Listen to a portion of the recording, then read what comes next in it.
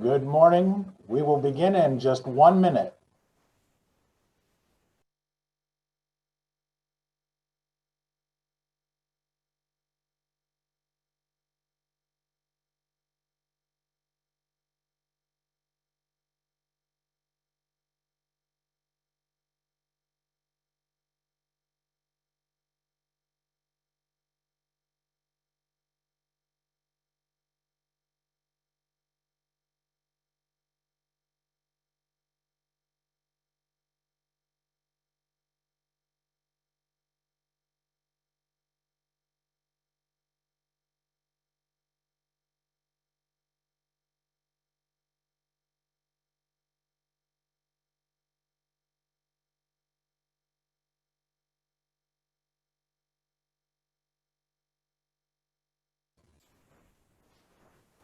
Good morning.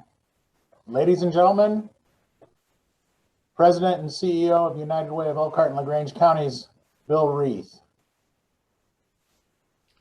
Hello, everyone. I want to welcome you to the 10th Annual Success by 6 Summit, Investing in Our Future. We are so excited to have you join us for our first ever virtual conference. We are delighted to have over 100 participating in today's summit. I don't know if you had a chance to pay attention to the news prior to today's meeting. It was reported that early this morning, a cement mixer collided with a prison van. People are asked to be on the lookout for 16 hardened criminals. For almost 100 years, United Way has been looking out for our community. We have been fighting for the health, financial stability, and education of every person in our community. No matter how young or old, United Way is passionately committed to improving lives through supporting families, teachers, and children. We believe that the leaders of tomorrow exist in the early learning environments of today. And we are striving to do all we can to support these future leaders, future members of our society. We're working hard to ensure that every child and every teacher has the resources and support that they need to thrive.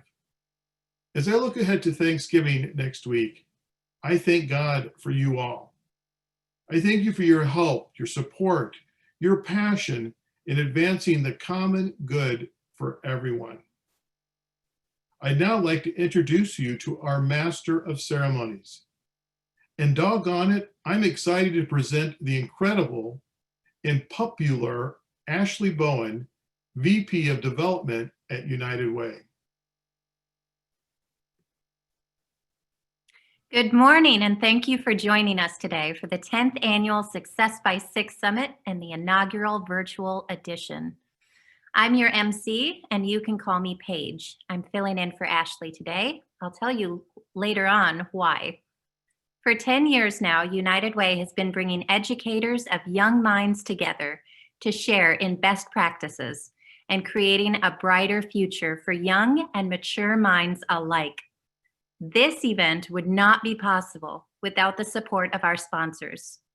Growing Kids, who have been a sponsor for several years now and a great partner, the Community Foundation of Elkhart County, PNC Bank, WNIT PBS Kids, Key Bank, and Robert Weed. Thank you for making this event possible. Just a few housekeeping items. All attendees feel free to use the chat box to communicate any questions or clarifications you may have.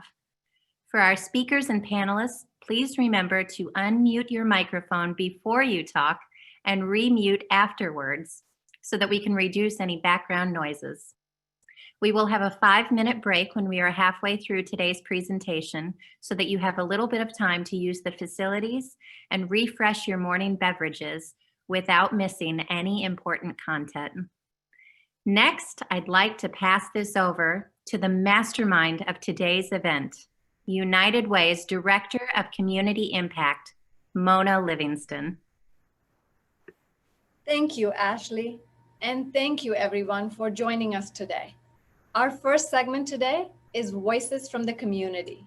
It focuses on the impact COVID has had on families with young children and our early childhood education systems.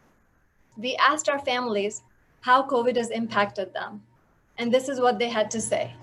Take a listen. Matt, would you please play the video?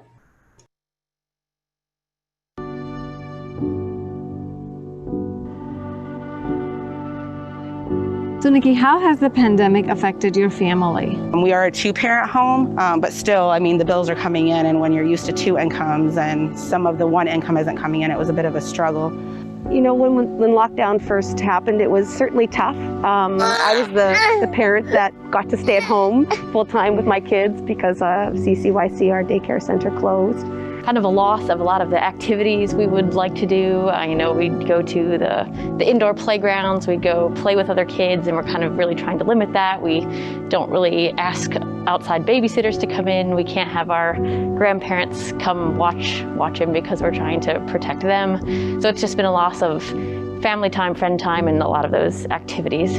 So what would help overcome any of these issues that you just mentioned? I think right now it's really difficult in knowing what the right choices are. I think we're given a lot of different information, and sometimes it's conflicting. So as a parent, it makes it difficult to feel confident in the choices you're making for your family and your children. So I would say clear direction and knowing really good information to make those choices for our family.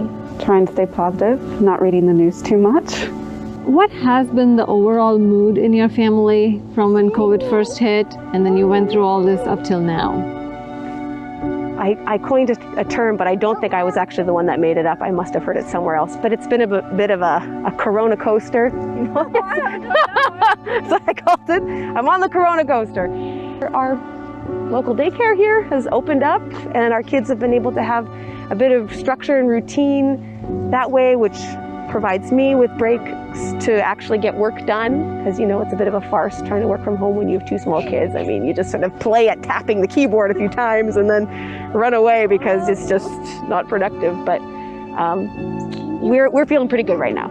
If I was super concerned, she wouldn't be in school and be around her brother, because her brother's 10 months now. So I'm not too concerned, but I'm concerned. Not understanding why either, like, well, they can't go to school, like, why can't I go see my friends, or why can't my friends come over, and just everybody's having to be quarantined and stay 6 feet apart, or just not go out and about unless it's necessary. Just something that we're still working on, just continuing to remind her that one day that there'll be a day. It's just, we don't know, and I don't have the answers, and I really can't promise you or guarantee you when, so.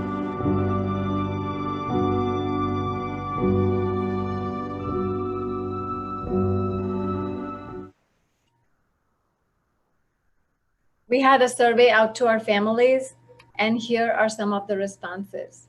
Matt, would you please play the PowerPoint?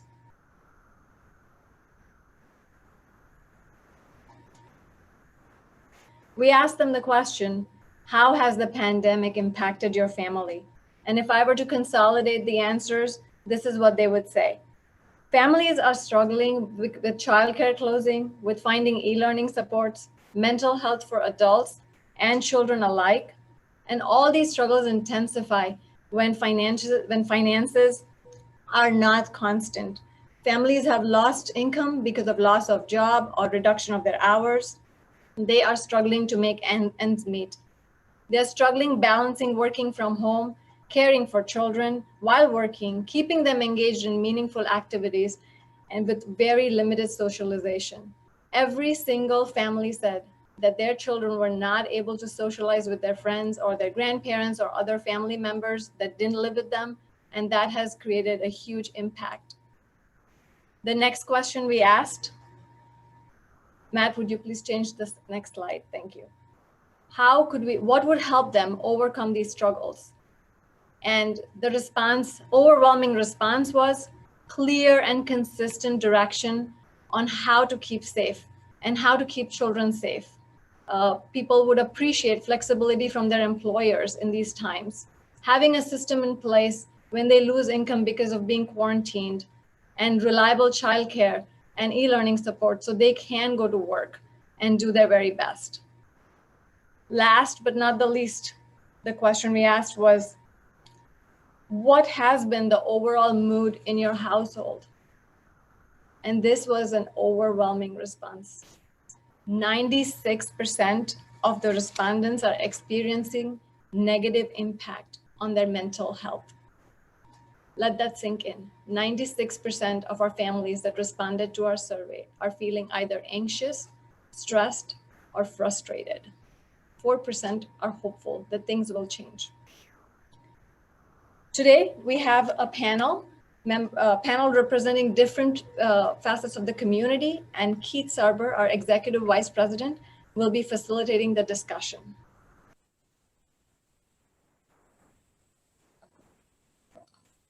Thanks, Mona.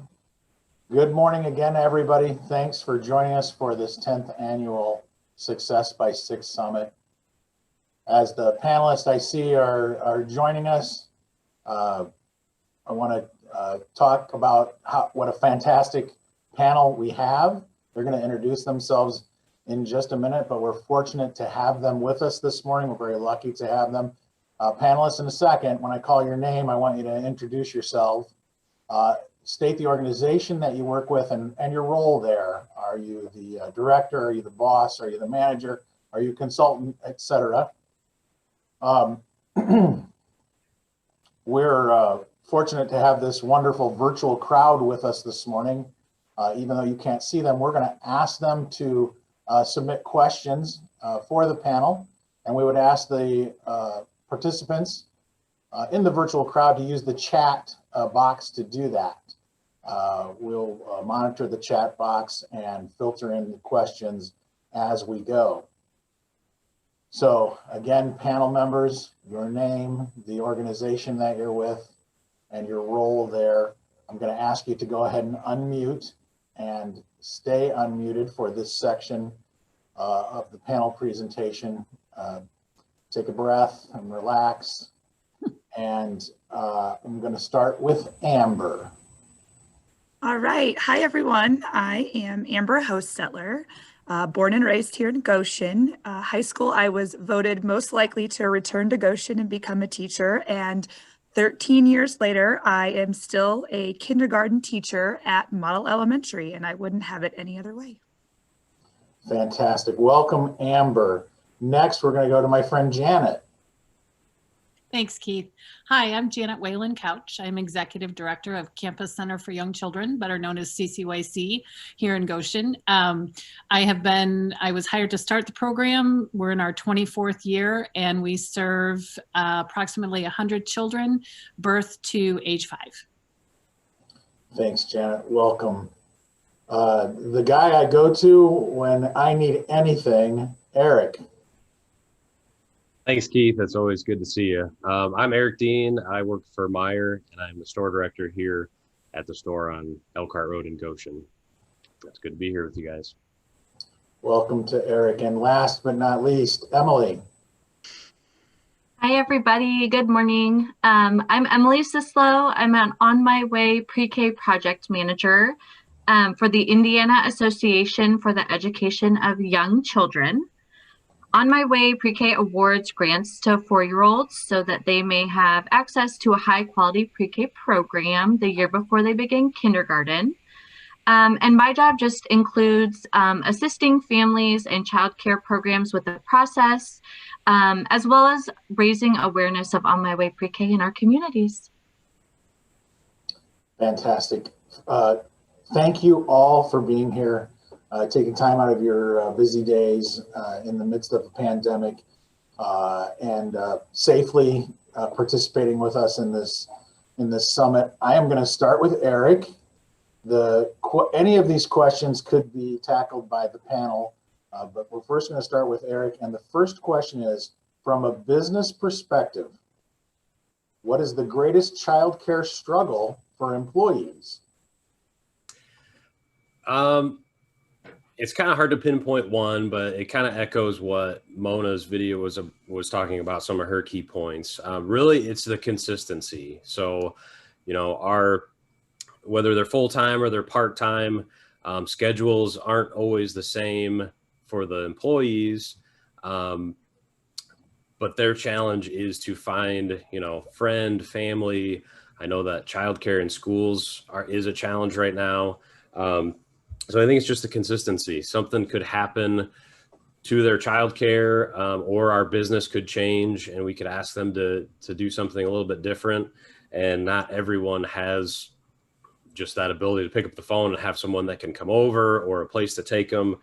I know that I have team members that work together and watch each other's kids, or team members that their spouse, they work opposite shifts, and you know, when one gets home, they tag in and the other one comes to work. So there are challenges where somebody's held over late at their job, and they're late getting here, or vice versa. So I think it's just the consistency of it, the availability, that is what we're seeing.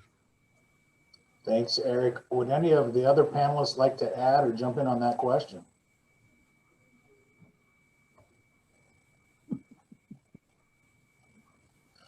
You know, it's not an obligation. We're already receiving questions to the chat, so that's fantastic. Thank you, Mary Kay.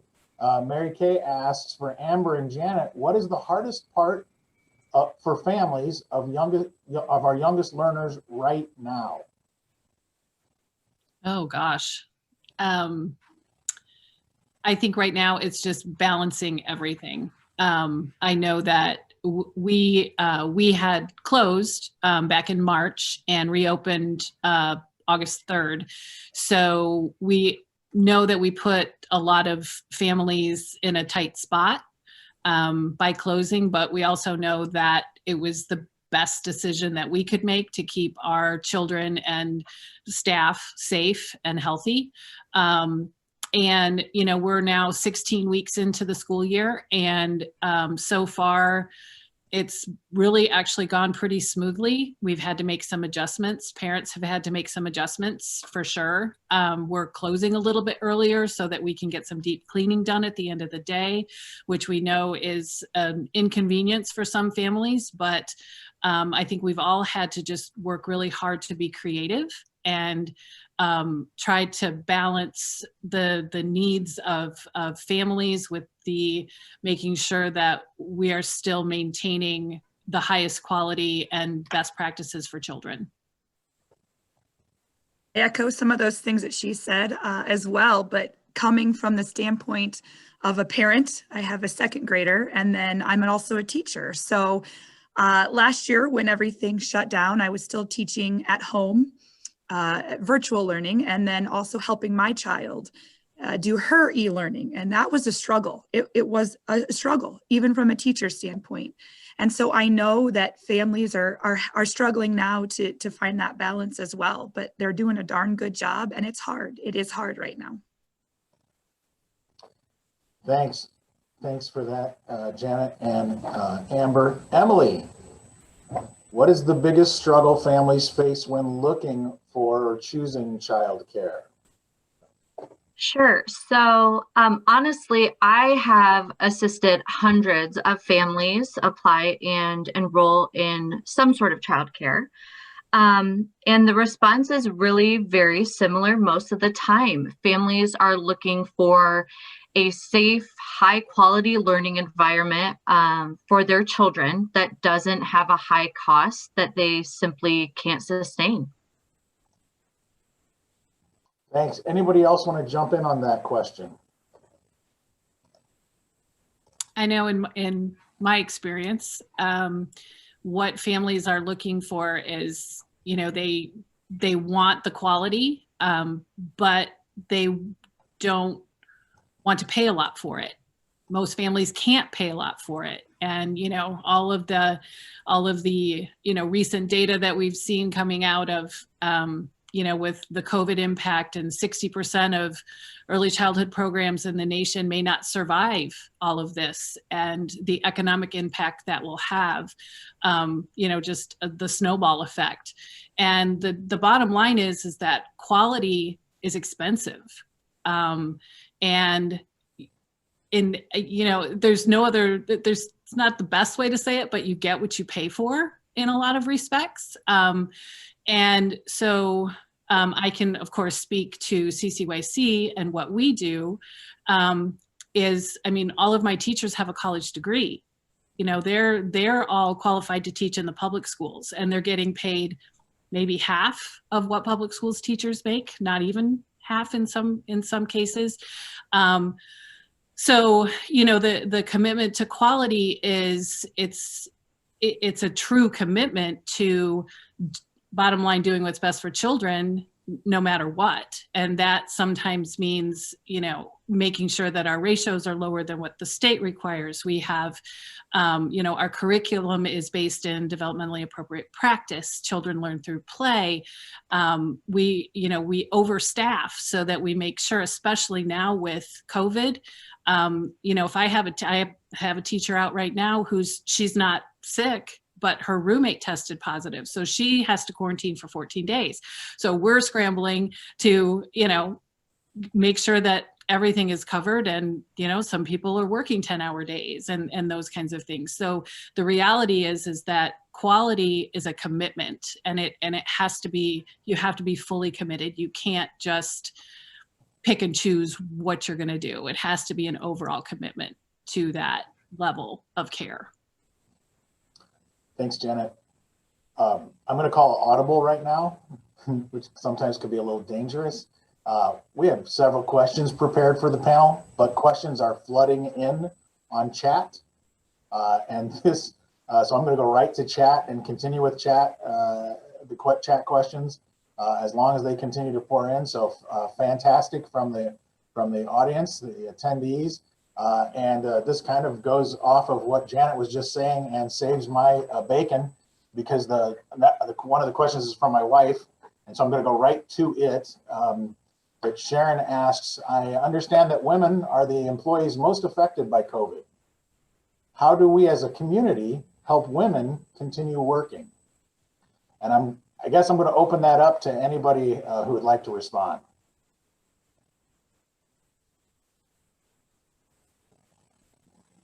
Or anybody who would not necessarily like to respond. Okay, I'll go again. It's absolutely true, because, women are the caregivers, right? I mean, it's just true. It's nothing against men, but, when children cry, who do they want? Typically mom. And, and we do, we're 52% of the population, and we also make up more than half of the workforce. But when things close down, when you lose your childcare, when schools close, who ends up staying home and trying to work from home? Mom. And it's taking a huge toll, I think, on women. I mean, we're kind of, there's that myth, right, that we can actually do it all. No, we can't. Nobody can. We need help. We need partnerships. We need supports. And I think, I have, many of my teachers have kids of their own who are virtual learning, or, we've adjusted work schedules and those kinds of things to make it work. And I think that any employer nowadays has to have that flexibility. And I guess I would pass that on to Eric to say, what kind of flexibility are you able to provide for your female employees? Yeah, and there's another question in the chat that just kind of talked about the same thing. Our business for the last 6-8 months has been truly dynamic. I mean, different days bring different things. So we've had to operate with some flexibility in our own operations. But I challenge my leaders in the building to have some empathy for the people that are working for them, because what we're dealing with here is mirrored in people's homes. So just operating with that mindset of, we can be willing to do processes differently in our business based on what our team is able to give to us. Like, I've had people that have just completely switched shifts. We've had processes that we've moved from one normal time to another time just to accommodate the people that are able to do those processes. We do offer, as a company, we do offer some benefit access to care.com, kind of a backup care program for our team. But just from a day-to-day operations perspective, just being willing to make those adjustments. When people call and they're like, hey, I can't come in, I'm waiting for, my mother to get off work, or I'm waiting for my childcare. I say, well, what time can you come in? Can you come in later today? And really just, we need them to run our business, and we need them to be able to be present here. So we just really have to be willing to give people what they need to help us be successful and take care of their family. So that's really what we try to do. I think flexibility is a real key word there.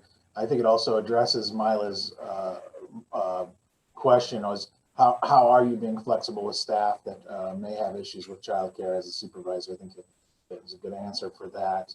I want to back up one chat question from Ezra. Asks, was also directed for Amber and Janet. How greatly has attendance enrollment been impacted for your programs? I think, Janet, you talked about that a little bit. I don't know if you want to circle back on that, but how has it impacted your attendance and enrollment? Well, for us, we're actually only at about 85% enrollment. And that's honestly unheard of for us. So yeah, it's had a huge impact. We've had to, really be, rein in spending, not that we are able to spend willy-nilly anyways.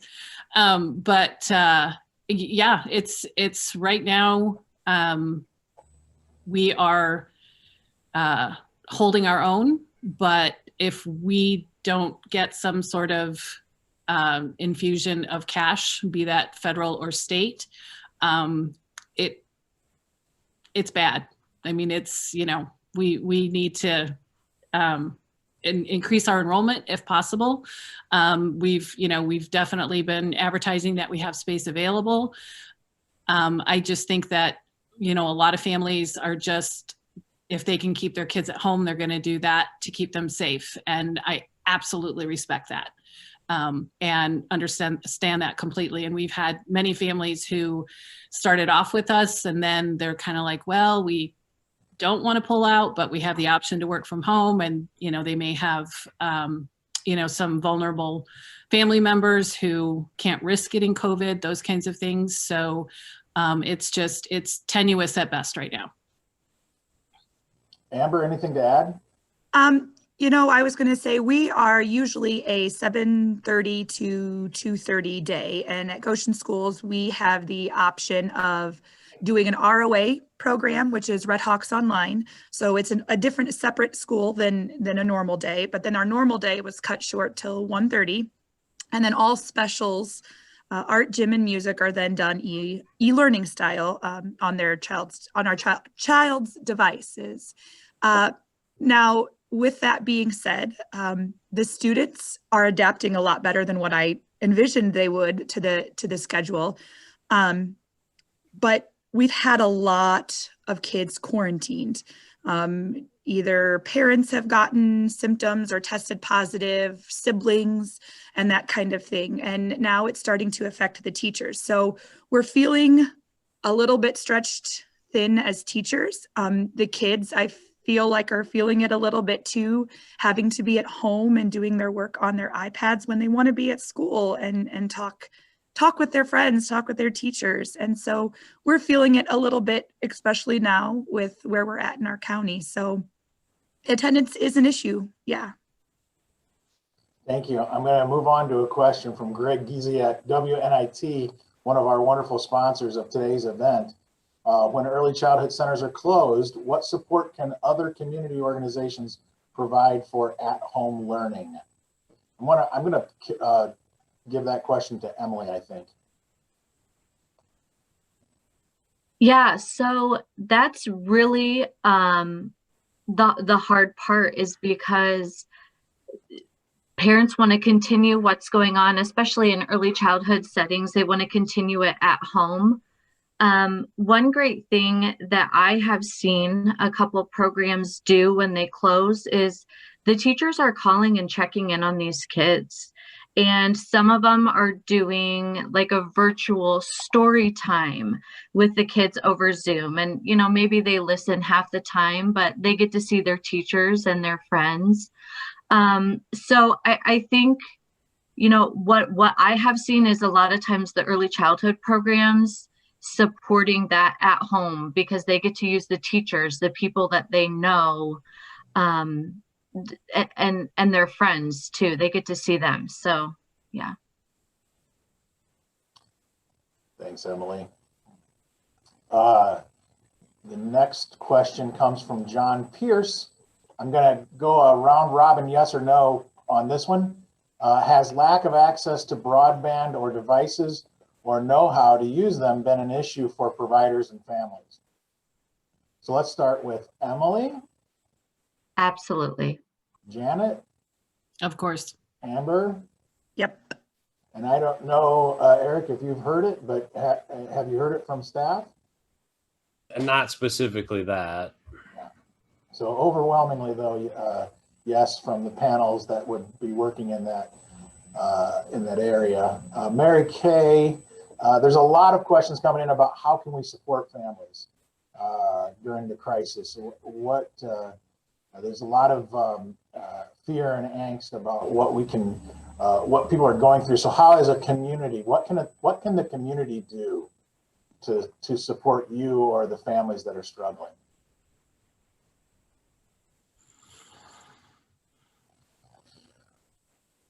Go ahead, Amber. I think giving grace, that's been such a huge, I mean, we all have hearts. We just need to give grace and be kind. Everybody's struggling right now. And I think hearing Eric talk about, from his standpoint, about that grace and flexibility, you know, you can't make it on your shift on time, but when can you come in? I understand childcare is an issue. We just need that grace and flexibility and kindness that everybody's struggling right now. And we all need to work together to figure out how to help each other.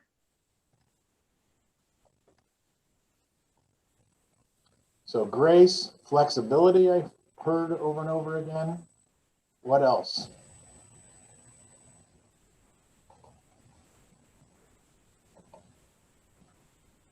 I think I would say thank you. Tell somebody thank you.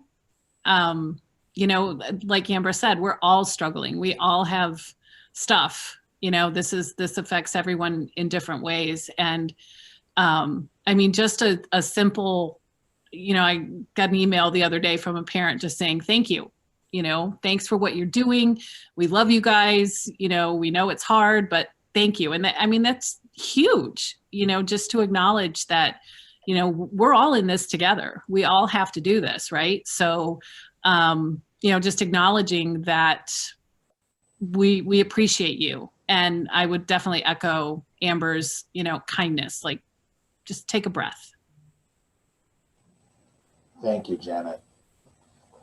Thank you to the panel as well. Well, we're not quite done yet, but I did want to, Ben Reinheimer asked about a story of hope, and Emily already has responded in the chat that she has a great story of hope. So Emily, what is your great hopeful story for us?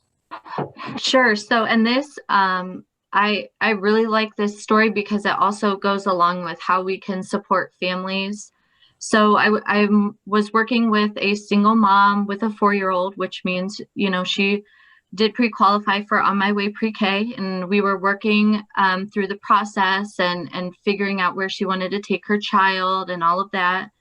She ended up coming down with COVID and was really upset, but I said, you know, just hang on, let's put this on hold. And she's like, well, she had talked to the early childhood program, and she's like, I don't know if they'll hold my spot. So I said, you know, let's just reach out and see what they say. And they said, absolutely, we'll hold her spot. Just, we'll put that on pause, let her get better and go through that. At the same time, the reason that she qualified for On My Way Pre-K was because she had just accepted a job offer. So not only does she have to wait for childcare, she had to call her boss first day and say, I can't come in. And they said, okay, that's okay. We're going to hold your spot. So she had 2 different entities working for her. And so about 2 weeks later, she texted me and said, I'm feeling better. I'm ready. Let's do this. So we got everything in she needed. And I just checked on her last week, just say, hey, how's it going? And she said, it's amazing. I've got a job. My kid's in a high quality program. And this worked in a situation where you think, I mean, just everything was against her in that moment. So. Thanks, Emily. We have just a ton of chat rolling. We do not have enough time, and I apologize to those that are shooting questions in. We will try and take a look through the questions and see if we can get them to the appropriate folks and get answers for you. I do want to reserve just a short amount of time, perhaps less than a minute for closing thoughts. So panel members, be thinking about that. I know that as a United Way, we try to do the best that we possibly can to support early childhood through On My Way Pre-K and funding of early childhood programs and early childhood centers. Eric and I have been, and our staff have worked on a coat drive for the last several years that benefits school children around our community. So I know we try and do all that we can. I'm going to start with Eric and say, just in 60 seconds or less, what would you want to add or want the audience to know about flexibility, early childhood success, hopeful stories? What would you like to close with?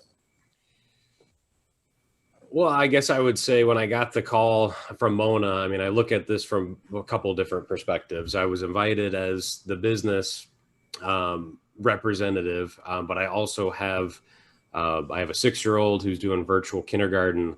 I have a 4-year-old and I have a 6-month-old. Very fortunate, very blessed that my wife is able to stay home with them. But even that doesn't make it easier. I mean, the teachers that we have in the community, Miss Delane is my son's teacher at Elkhart and Eastwood. And, you know, little things are important. His teacher mailed a letter to our house that just said, you know, hi, I love having you in my class. Just wanted to say hello. And like, this kid just lit up. You know, I see that at home, and they talked about appreciation, you know, for our team at the store. Our business is dynamic. We're busy. We're doing our best to serve the community, you know, in a different way. We're feeding people. So just taking that minute to pause and take a breath and say thank you to somebody and let them know that you appreciate what they're doing. I think that just really goes a long way. Thanks, Eric. Everybody out there, thank your childcare providers and teachers. You just heard it. Lights the kids up, and the parent remembers it. Amber, parting thoughts? I'm looking at it from two perspectives, as a parent and as a teacher, for both of those viewpoints. And when this all started last year, my thoughts immediately went to my kids in my class, my own personal child and the kids in my class. Are my own children anyways. And holy cow, they're a lot more resilient than I would ever think or to give credit for. And I saw some questions in the chat about education and the worried. You know what? It stinks wearing masks. It stinks that I want my kids to socially interact and be together more. But wow, what these kiddos can do and realize and learn from all of this is amazing. We're stressed as teachers, but to know that even if we're stressed and we feel like nothing's working and they're not getting the best that they can, in our classrooms, they really are. And I think it's all about relationships. So like Eric said, build those relationships. And that's what most important right now, to show kindness and love, not just to your kids, but to each other too. So. Show kindness and love. Thank you, Amber. Janet, you're up, and Emily, you're on deck. I guess the thing that I want to stress the most is that early childhood, birth to 5, is the most important time in a child's life. You know, 90% of the brain is developed by the time a child is 5 years old. So these early experiences that children have truly do shape who they will become.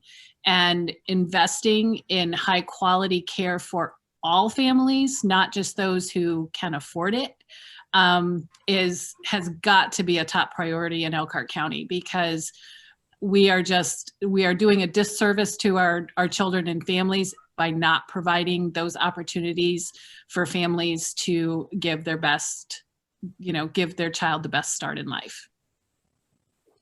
Thank you, Janet. Emily, you will close us out. I am pretty much going to echo exactly what Janet said. When looking at early childhood, we see a very complex system, but the most important thing about this system really is simple. The early years are the most vital time in a child's life, and it's necessary that we invest in 0 to 6. Emily Sislow, Janet Weyland Couch, Eric Dean, Amber Hostetler, thank you. On behalf of everybody who's watching Snaps, well done. We appreciate you so much taking the time to speak with us this morning, and appreciate you more than you know. Thank you, thank you. I'm gonna now turn it back over to Mona or Ashley, I'm not sure. I think looks like Mona. So panelists, I think you can unmute and stop your video and take it away, Mona. Thank you, Keith, and thank you all the panelists for taking the time to answer those questions. As the panel was going, I got some messages, and the big message that the panelists said was appreciate, encourage one another. And I got a text message that said, Kathy Huardo and our Head Start program in Elkhart County is being nationally recognized because they are going above and beyond what Head Start is required to do to support their families. And it would be a shame if we didn't take this opportunity to recognize that. So thank you, Kathy. Thank you to your team. You guys are doing amazing. If all our early childhood education programs got the appreciation, I feel like it would make a big, big difference. And we have a message from one of our home-based programs, Maria, and I would like Matt to play that video for us.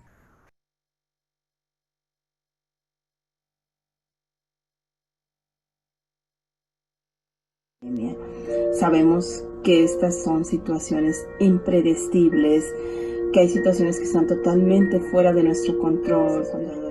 A quien yo les tengo un profundo agradecimiento, a quienes tengo un profundo respeto, a quienes voy a aprovechar en este momento y decirles, chicas, muchas gracias porque sin ustedes no es posible esto. Ustedes son las que se arriesgan, las que dan lo mejor de ustedes todos los días. Entonces aprovecho este momento para decirles muchas gracias. Desde el fondo de mi corazón estoy sumamente agradecida, estoy sumamente contenta con su trabajo y pues nada, muchísimas gracias. Es el lavado de las manos por más de 20 segundos. Nosotros recomendamos que usen cosas motivadoras como puede ser cantando una canción que dure más o menos los 20 segundos. Entren al daycare. Es muy importante saber que ningún niño viene con calentura o con... Espero que estos tips les sirvan de algo. Muchísimas gracias por verlo y que tengan muy feliz día. That was a message from Maria, and she is very thankful that the community is supporting each other to keep the children safe and to keep us all safe. So after listening to the panel and watching the video about the families sharing their stories, I want to ask a question. What can we do? A lot of panelists, a lot of audiences ask the question, how can we help? First, I want to say thank you to each and every one of you for choosing to attend this event right now in the middle of Zoom fatigue. I know we are all Zoom fatigued, but you're choosing to spend this time with us. And that shows us that early childhood education matters to you. You already believe that these years are crucial. And with the severe impact that COVID has had on our families with young children and our early education systems, we need support and investments, not only from our communities, but from our state and federal government. And this is how you can help. You can help by sharing your voice. Tell your legislators, senators, representatives, and your government officials that early childhood education matters. If you attended Success by 6 last year, You had an opportunity to send a postcard to your lawmakers. That was the first step. That was just the beginning. This is a marathon. 2021 is a budget year for the state of Indiana. We will have several opportunities to advocate to increase investment in early childhood education. The administration is changing, so there are opportunities even at federal level to advocate. The time is now to come together and create a common voice. If you want to be a part of the solution, visit our website, unitedwayec.org, and sign up under the Advocacy tab